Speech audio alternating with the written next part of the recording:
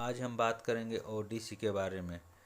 तो ओडीसी का full form होता है ओवर डायमेंशन कंसाइनमेंट। तो इसमें ओ से होता है ओवर, ओवर मतलब ज़्यादा। डी से होता है डायमेंशन, डायमेंशन मतलब कोई वस्तु का लंबाई चौड़ाई या फिर ऊंचाई होता है। उसके बाद सी से होता है कंसाइनमेंट, कंसाइनमेंट मतलब आयतन या फिर कोई वस्तु या फिर कोई आकृति। तो आइए हम इसका डिफिनेशन बताएंगे ओडीसी का। यानी कि वैगन में सामान लोडेड हो। यदि कोई वस्तु को खुले वैगन में लोडेड करने पर यदि उस रूट की स्टैंडर्ड मूविंग डायमेंशन यानी कि एसएमडी को बाधित करता है उसे ओडीसी कहते हैं।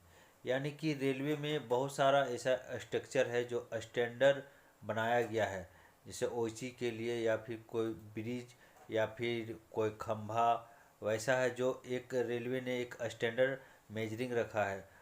तो उसके लिए कोई भी सामान जो वैगन में पासिंग होता है उसमें लोड होके उसको पास करने के लिए एक जो स्ट्रक्चर रहता है उसको वह यदि बाधित करता है तो वह ओडीसी कहलाता है।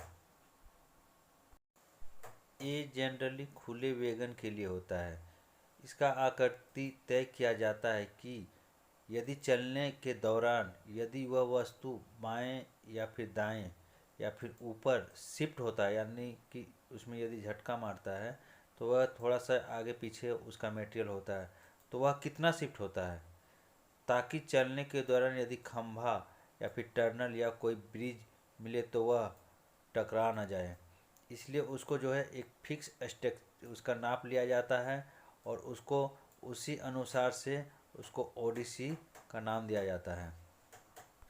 इसके लिए भारतीय रेलवे ने क्लियरेंस शुरू किया है। यह क्लियरेंस दो प्रकार के होते हैं।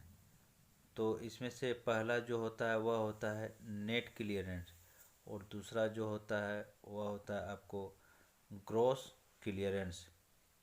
तो आइए हम नेट क्लियरेंस के बारे में जानते हैं, उसका डिफिनेशन जानते हैं। नेट क्लियरेंस जब गाड़ी चल रही हो उस समय कंसाइनमेंट यानी कि आकृति और फिक्स स्ट्रक्चर के बीच कम से कम गैप को हम क्या कहते हैं, नेट क्लियरेंस कहते हैं। उसके बाद दूसरा जो है वह मेरा है ग्रॉस क्लियरेंस। तो ग्रॉस क्लियरेंस होता है जब गाड़ी खड़ी हो उस समय कंसाइनमेंट यानी कि आकृति और फिक्स स्ट्रक्चर के बीच कम से कम गैप को ग्रॉस क्लियरेंस कहते हैं। तो यह मेरा डिफिनेशन था नेट क्लियरेंस और ग्रॉस क्लियरेंस का। ओडीसी को तीन भागों में बांटा गया है। पहला जो होता है वह होता है ए क्लास ओडीसी, दूसरा होता है बी क्लास ओडीसी और तीसरा जो होता है वह होता है सी क्लास ओडीसी। यदि कोई सामान खाली वैगन में लोड किया जाता है, जैसे कि मिलिट्री कार हो गया या फिर कोई सामान हो गया या फिर यदि कोई कंटेनर है, तो उस समय ही उसके डायमेंशन के आधार पर ही तय कर लिया जाता है कि वह किस प्रकार का ओडीसी है। जैसे आपको हम बताएं कि ओडीसी तीन प्रकार का होता है, तो इसी के आधार पर वह निर्धारित हो जाता है कि यह ए क्लास ओडीसी है कि बी क्लास ओडीसी है कि वह सी क्लास का ओडीसी है। अब हम बात करेंगे ए क्लास ओडीसी के। तो ए क्लास ओडीसी का जो ग्रॉस क्लियरेंस होता है वह 228.6 mm मैक्सिमम जितना रहेगा वो ज़्यादा अच्छा रहेगा। इसका स्पीड जो रहता है वह 40 kmph का रहता है। इसमें स्कॉटिंग स्टाफ का जरूरी नहीं होता है। उसके बाद दूसरा नंबर में आता है मेरा बी क्लास ओडीसी। तो इसका ग्रॉस क्लियरेंस होता है वह होता है 152.4 mm टू 228.6 mm के बीच में इसका ग्रॉस क्लियरेंस रहता है। इसका स्पीड जो है वह 40 kmph का रहता है। इसमें स्कॉटिंग स्टाफ जो है PWI के SSC होते हैं, TI होते हैं और CWI होते हैं। आगे है मेरा 3 नंबर में सी क्लास ओडीसी। तो इसका ग्रॉस क्लियरेंस जो होता है वह 76.2 mm टू 152.4 mm होता है। इसका स्पीड जो है वह 15 kmph का होता है। इसमें स्कोटिंग staff SSC, CNW, SSC PWI, TI, उसके बाद JE या फिर SSC OC के रहते हैं। अभी मैंने जो ODC के बारे में बताया वह था आपका कोई स्ट्रक्चर, जैसे आपका ब्रिज, टनल या फिर कोई खंभा, इसका क्लियरेंस और ODC के क्लियरेंस के बारे में मैंने बताया।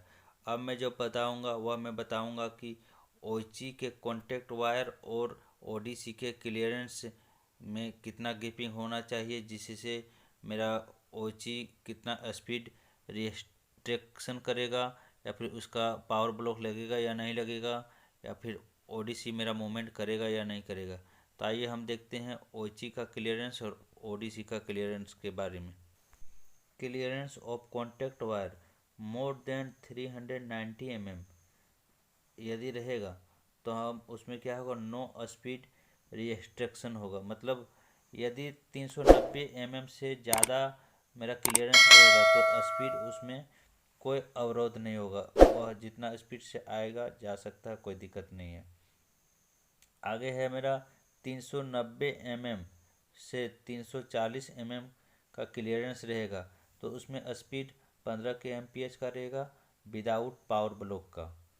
उसके बाद इसके आगे है 340 mm से लेकर 100 mm का यदि क्लियरेंस रहेगा ODC और मेरा कॉन्टैक्ट वायर के बीच में, तो 15 kmph का आपका स्पीड रहेगा और उसके साथ आपका पावर ब्लॉक लगेगा। उसके आगे यदि लेस देन 100 mm रहेगा तो उसमें हम क्या करेंगे, no ODC movement is permitted. हम ODC का मूवमेंट का परमिट हम नहीं दे सकते हैं। तो इस तरह हम आप लोग को बताएं ODC के बारे में। धन्यवाद।